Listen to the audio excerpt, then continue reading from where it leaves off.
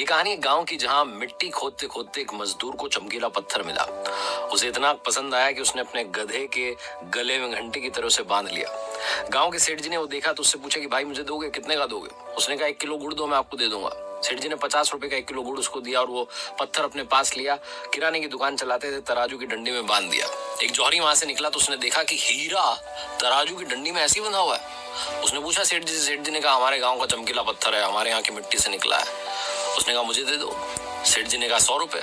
जौहरी कंजूस था, उसने कहा 80 रुपए। सेठ जी कहने लगे भाई 50 में तो मैंने लिया, 100 का तो मैं दूंगा, डबल बेनिफिट लूंगा। वो कंजूस जौहरी सोचने लगा कि कल आ जाऊंगा, कल इनको मना लूंगा। चला गया। उसी शाम में एक दूसरा जौहरी उस गांव से निकल रहा था। उसकी कार खराब हो गई। थोड़ी देर वो गांव में रुका हुआ था तो उसने देखा कि किराने की दुकान पर तराजू की डंडी में हीरा लटका हुआ है। उसने सेठ जी से कहा कितने रुपए? सेठ जी ने कहा 100 रुपए, 1 रुपया कम नहीं।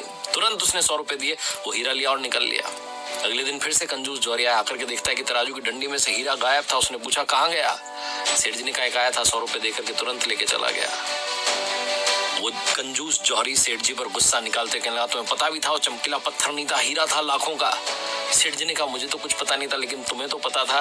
तुम 20 रुपए के लिए झिकझिक करते रह गए और कोई 100 रुपए देकर के सीधा निकाल ले गया।